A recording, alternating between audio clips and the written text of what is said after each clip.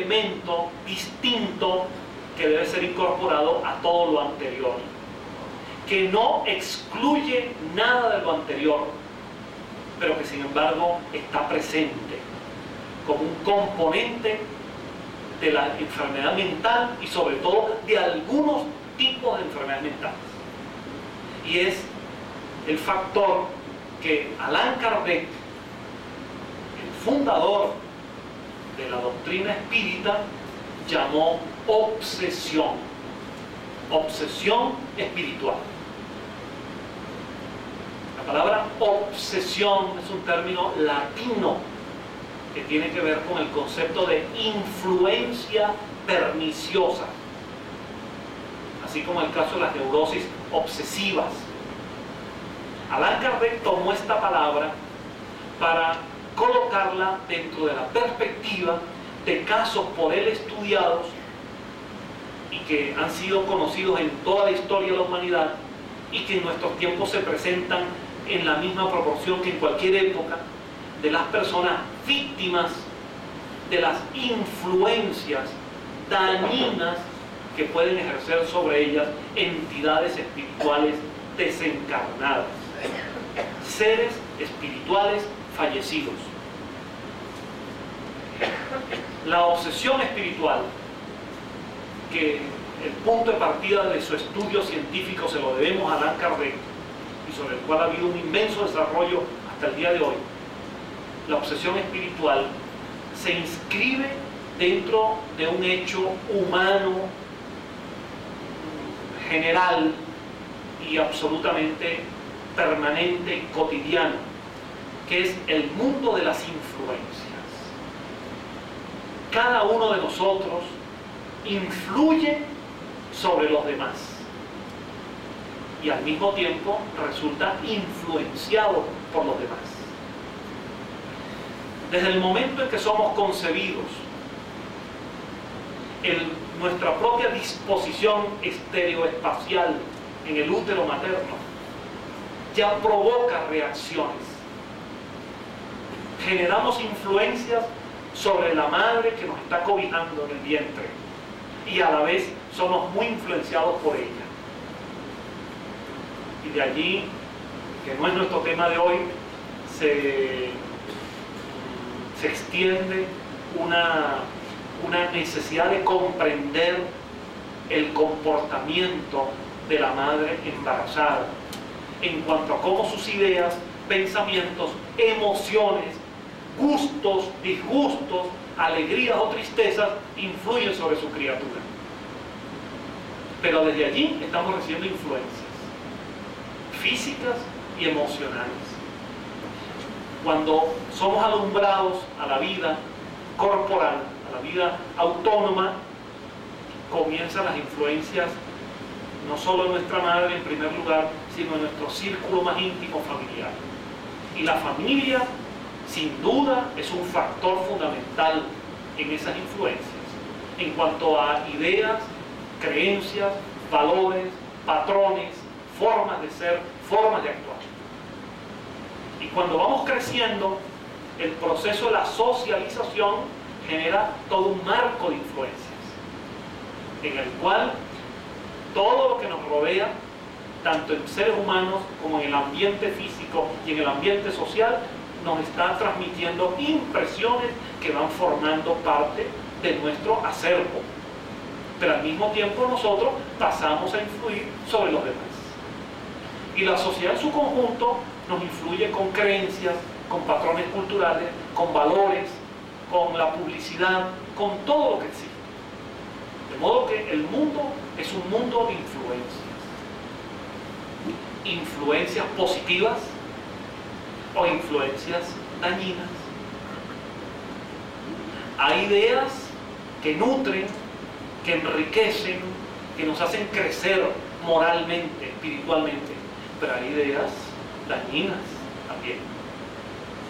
Pues así como con las ideas, con las palabras, con los valores, con lo que reproduce el mundo y la sociedad, somos influenciados, y así como nosotros influimos sobre los demás, también entre el otro plano y este, en el plano espiritual y el plano físico hay un intercambio permanente de influencias.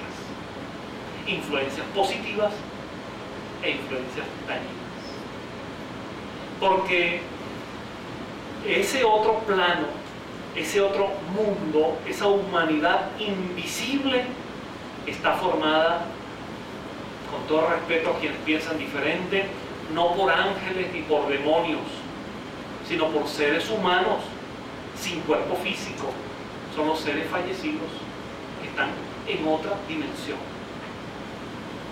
Y desde allí mantienen su conciencia, su ser individual, y mantienen sus egos y sus apegos, sus sintonías y sus afinidades. De hecho que un poeta desencarnado sigue vibrando emocionado con la lírica y susurra sutilmente en forma telepática a un poeta encarnado y le produce ese fenómeno de inspiración. O cualquier artista, o cualquier científico, o cualquier persona en la vida, cualquier familiar, dice, siento que algo me llega, o que alguien me dice algo, porque hay ese mundo de influencia por afinidad. Como yo suelo decirlo, nuestra madre es nuestra madre y seguirá siendo nuestra madre aquí y allí. Y seguirá preocupada por nosotros, seguirá orientándonos, seguirá regañándonos y seguirá disfrutando de nuestros éxitos o lamentando nuestros fracasos. Porque hay un mundo de influencias constructivas y benéficas establecidas sobre la base del amor. Pero también hay un mundo de influencias dañinas que tal cual aquí las encontramos desde allí. Porque el que fallece o desencarna como producto de un estado de intoxicación con las drogas, que es un adicto, desde allí su infraestructura psíquica le pide aproximación a ese mismo escenario acá. Y susurra, insufla ideas, mueve, impulsa a personas que están ya tentadas hacia allí o que han caído en ese vicio para que sigan consumiendo. Y se produce una simbiosis, o mejor dicho, un parasitismo psíquico, donde hay personas que están en esa conducta desviada, no solamente por sus propios errores, sino porque también están reforzados por seres que están apegados a ese comportamiento. Eso es una obsesión. Cuando la influencia espiritual es benéfica, hablamos de un mundo de interacción espiritual. Cuando esa influencia es dañina, es lo que Allan Kardec llamó obsesión espiritual. Y la encontramos en miles de situaciones, de diversos grados, desde lo más dañino hasta lo que podríamos llamar moralmente incorrecto. En el campo de los acercamientos sexuales, de los indebidos, de esos seres que, movidos por fuerzas libidinosas descontroladas, aún desencarnados, se acercan a los prostíbulos como mirones, como voyeristas del espacio. Es decir, todo un mundo muy complejo que ahora es difícil de resumir, pero sobre el cual tenemos amplísimas experiencias en instituciones como estas. De modo que hay allí unas situaciones de perturbación tremendas que deben ser bien comprendidas y conocidas para ayudar a las personas, no solamente a recuperarse en su comportamiento desviado aquí, sino para ser desintonizados, para ser aliviados de la carga obsesiva de quienes se han pegado con ellos para seguirlos estimulando en ese camino indebido. De modo que ese mundo espiritual no es exactamente un cielo o un infierno, aunque no queremos no queremos lastimar la creencia de nadie al respecto. Pero en nuestra opinión, en todo caso, no es un cielo o un infierno, no es un lugar paradisíaco en un extremo o un lugar horroroso en el otro extremo, sino que se trata de un mundo dinámico, invisible, tan dinámico como el nuestro, visible. Y desde ambos hay influencia, de aquí para allá y de allá para acá. Es bidireccional. Frente a eso, Allan Kardec, estudiando muchos casos, se dio cuenta que se podían establecer niveles de complejidad de esta obsesión espiritual. Y en una obra que yo no me canso de recomendar, que es el libro de los médiums, Allan Kardec presenta un estudio didáctico y de apoyo experimental y basado en una casuística notable para determinar cómo la obsesión tiene grados. Y casi, así como hablamos de neurosis, psicosis y esquizofrenias, podríamos hablar, según la complejidad del problema, de una obsesión simple, de un estado que Kardec llamó de fascinación, o el grado más complicado de la perturbación u obsesión espiritual, que Allan Kardec llamó subyugación, porque es un yugo que una entidad espiritual provoca sobre un ser humano encarnado y lo tiene a su merced, y por lo tanto en sus comportamientos se despersonaliza, deja de ser quien es, no se reconoce, actúa extraño, con manerismos, con formas extrañas, porque está bajo ese yugo espiritual. Cuando se atiende a una persona que se encuentra en esta situación, si únicamente se parte del criterio diagnóstico tradicional psiquiátrico, se puede acertar en algunos casos. Pero en otros, la causa de que no se logre resolver este problema es porque no se está llegando al origen del problema. Y tenemos una amplísima experiencia al respecto, no nosotros, estamos hablando de miles de instituciones que estudian este problema.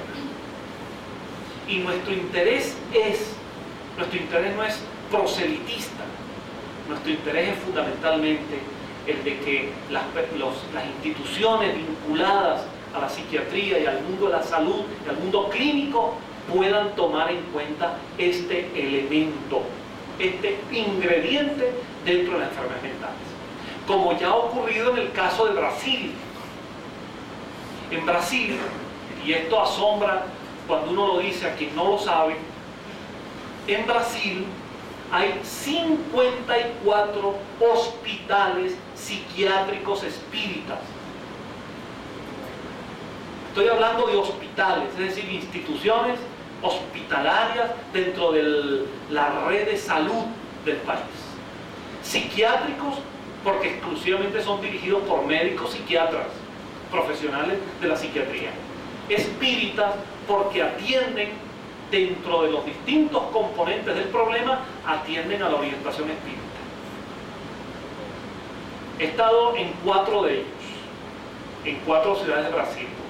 He podido conocer sus procedimientos, he podido entrevistar a sus directores, he podido conocer sus estadísticas, y en ese sentido les hablo con la propiedad del caso. Por ejemplo, el Hospital Psiquiátrico de Curitiba, una gran ciudad brasileña, fue declarado en el estado de Paraná, Curitiba es la capital de ese estado, en Brasil, fue declarado por el gobierno regional del estado de Paraná el hospital modelo del estado. Porque en la atención a los enfermos psiquiátricos, sus resultados triplican a los de cualquier otro hospital psiquiátrico. Triplican en sus resultados a los de cualquier otro hospital psiquiátrico del estado de Paraná. Psiquiatras con formación espírita, donde atienden a los pacientes con los tratamientos tradicionales, pero cuando el caso, según sus observaciones, según el apoyo mediúnico, determinan que hay factores espirituales, también logran atender por ese camino. De modo que hay elementos importantes que deben llamar a la reflexión en nuestros países sobre este tema tan importante. Y yo estoy convencido que en la psiquiatría del futuro este elemento no va a poder seguir siendo ignorado. No se trata de volver a los viejos criterios demoníacos, no se trata de volver a los antiguos conceptos mitológicos, se trata de entender el fondo del problema. No se trata de algo mágico, son fenómenos naturales, pero que hay que abordarlos desde una perspectiva distinta a la tradicional. Estos casos de subyugación, por ejemplo, son, para que se tenga una idea, los que en algunos casos se parecen a los que en las religiones cristianas o en el mismo judaísmo se llaman fenómenos de posesión.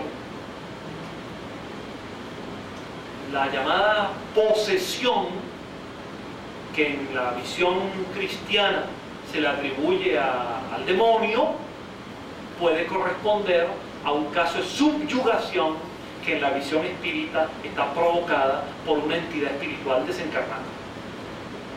Y así como algunas veces en los casos de posesión se atiende por medio de técnicas, y si hay la licencia eclesiástica para ello, se atiende con exorcismos, en la visión espírita, por el contrario, la liberación de esa influencia es por la vía educativa, persuasiva, sobre todo la vía de la reforma moral de la persona que da origen a ese problema. Porque quiero decirles, mis queridos amigos, que ninguna obsesión es gratuita. O sea, no es que alguien diga, yo iba caminando por la calle y se me pegó un espíritu. Eso no obedece a ese azar, no es un hecho aleatorio. Hay causas que provocan tales efectos. Y sobre todo tienen mucho que ver con nuestros comportamientos, con la manera como llevamos adelante la vida, con las decisiones que tomamos en la vida. No se trata de creencias, se trata de comportamientos. No se trata de filosofías o de religiones, se trata de un problema superior, es la ética de cada uno. En el mundo de las obsesiones intervienen mucho las falencias, las carencias, las fallas de tipo moral de la persona. Y en sus distintos grados. Cuando la persona es liviana en sus apreciaciones, ligera, tiende a la maledicencia, es decir, a eso que llamamos chisme, que no es otra cosa que la maledicencia, el hablar mal del prójimo, sobre todo cuando el prójimo no está. Cuando se sucumbe a la envidia, al rencor, o al afán de venganza, cuando se vive o se malvive para eso, generamos ondas psíquicas que se sintonizan en el otro plano con quienes están exactamente en lo mismo y los atraemos y se sienten en afinidad con eso. Por el contrario, cuando nuestros pensamientos son creadores, creativos, nutritivos, positivos, porque estamos en nuestra vida, en nuestro mundo, en nuestro trabajo, en nuestra búsqueda intelectual o moral o filosófica o religiosa, cuando estamos practicando el amor en la vivencia con nuestra esposa, nuestro esposo, nuestros hijos, nuestra familia, nuestros amigos, nuestros seres queridos, cuando estamos en nuestro trabajo de una manera creadora, nuestro mundo mental genera pigmentación psíquica, ondas psíquicas de otra manera, y atraen a aquellos que vibran con eso y más bien nos estimulan a seguir ese camino. Entonces, cuando atraemos entidades perturbadas o perturbadoras, somos nosotros con nuestros propios pensamientos y comportamientos. Yo recuerdo mucho un caso creo haberlo contado alguna vez acá, que nos ocurrió en Caracas, en el movimiento Cima de Caracas. De una persona que yo no les puedo decir aquí el nombre por respeto a la persona, porque si yo diría el nombre aquí, todos ustedes lo conocerían, porque es un actor bien conocido de la televisión, actor de telenovelas, que llegó al movimiento Cima solicitando si lo podíamos ayudar u orientar en una especie de obsesión en el grado de lo que Allan Kardec llama una fascinación. No sé si Teresa recuerda haber conocido el caso que voy a mencionar ahora. Bueno, para hacerlo muy breve, este señor pidió que lo ayudáramos porque sentía sobre sí, mental y físicamente, una carga, una entidad que lo molestaba, que le provocaba una serie de reacciones de molestia y de incomodidad. Efectivamente, nosotros pudimos, después de algunos estudios, llegar a la conclusión, estudios mediúmnicos, de que eso era lo que estaba pasando. Yo recuerdo que me pidieron que lo entrevistara.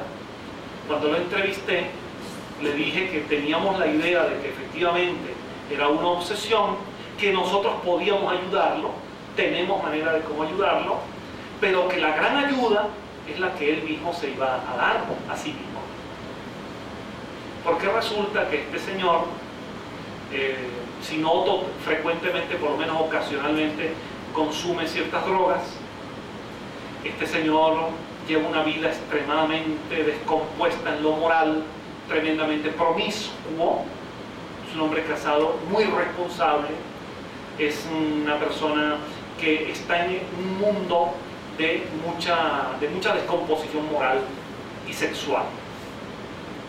Había atraído sobre sí cierta entidad que lo llevaba, lo empujaba por ese mismo camino, pero a la vez lo perturbaba.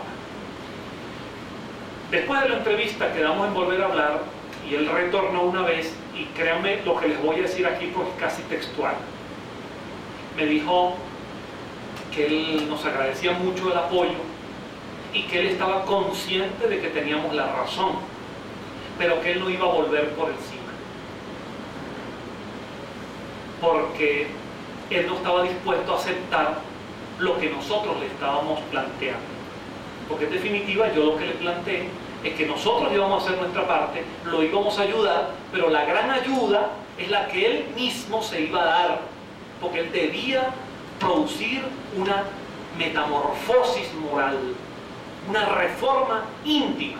Él tenía que cambiar en su forma de vida, tenía que volver al respeto al hogar, a su esposa, a sus hijos, volver a concentrarse en lo bueno de la vida y alejarse de las drogas, alejarse de la parranda libidinosa, alejándose de la promiscuidad.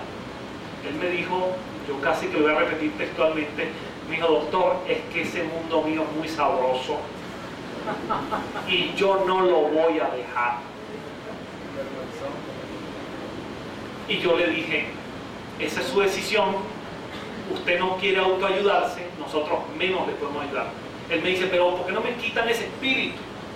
Yo digo, no le podemos quitar lo que usted mismo no se quiere quitar.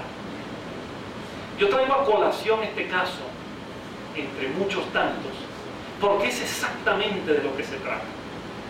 Este no es un problema de creencias, de que la persona sea materialista o espiritualista, católica o budista, judía o musulmana, evangélica o esotérica o espiritista o de lo que sea. Esto es un problema de ética personal. La persona, independientemente de su creencia, si es fiel a los principios de su creencia, puede llevar una vida elevada, digna y una vida de crecimiento personal. En cualquier religión, en cualquier filosofía, en cualquier creencia, si se sintoniza con los principios morales de su religión o de su filosofía de vida. Pero lo que es diferente es cuando la persona adopta un camino indebido en la vida. Ese camino es el que produce, cuando es indebido, obsesiones de esta naturaleza. En el libro Los Mediums hay una opinión de Allan Kardec que no por simple deja de ser profunda. Allan Kardec, sobre este tema, se plantea lo siguiente: ¿cómo podemos en la vida, cómo podemos alejar a los espíritus malos? Y la respuesta de Kardec es tan simple cuanto profunda. Dice Kardec, muy fácil: atrayendo a los buenos. Y ya sabemos lo que hay que hacer, que no es otra cosa que una vida digna, una vida recta, una vida íntegra, una vida en la que podemos andar con la frente en alto sin bajar los ojos de vergüenza ante nadie. No se trata de ser santurrones, se trata de una vida conforme, una vida humana, con nuestros defectos, con nuestros pecadillos, con nuestros errores, pero una vida digna. Eso no es patrimonio de ninguna religión, de ninguna filosofía, de ninguna institución y de ninguna escuela. Es la ética del ser humano. Es la ética del ser humano. Entonces, mis queridos amigos, de lo que se trata es de una visión integral de nosotros y de la vida para buscar ese equilibrio. No se trata de pensar en el cielo como una promesa, una recompensa absoluta, o de un infierno como un castigo total. Se trata de entender un dinamismo de la vida, ahora y en las múltiples vidas. Por ello, el tema de la obsesión es un tema que nosotros lo planteamos en términos de un fenómeno, de un episodio que forma parte de las dificultades en el mundo de la relación de las personas, y en el mundo mental y en el mundo espiritual. Y lo colocamos como una referencia adicional dentro de una visión completa del panorama físico, mental y espiritual de la persona. Y nuestra propuesta es la de tender hacia una medicina, hacia una psicología, hacia una psiquiatría, hacia una filosofía, hacia una espiritualidad que tienda a reconocer los distintos elementos que forman al ser humano como ente biológico, como ente psicológico, como ente social y como ente espiritual. Porque en definitiva, en esto, como en tantas cosas, lo técnico y lo científico tienen un profundo componente moral. Lo que queremos es hacer una invitación para el estudio de este tema y sobre todo una reflexión sobre el papel que cada uno de nosotros juega en la vida. Somos seres libres, pero también seres responsables. Somos los arquitectos de nuestro destino. Nosotros construimos nuestro destino físico y espiritual. No son, lo digo con mucho respeto, no son los astros, no son las pulseras mágicas, no son los espíritus, no son fuerzas sobrenaturales. Somos nosotros. Nosotros construimos nuestra vida.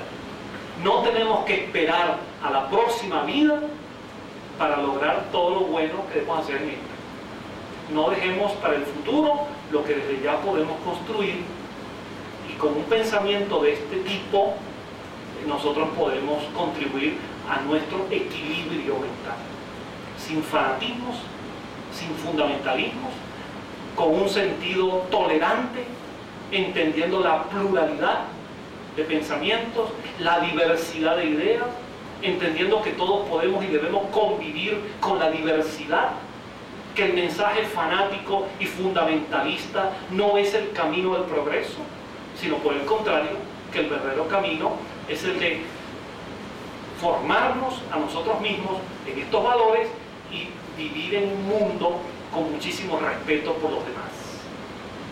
Quisiera terminar con esto que me ocurrió en un programa de televisión en Miami, no hace mucho tiempo.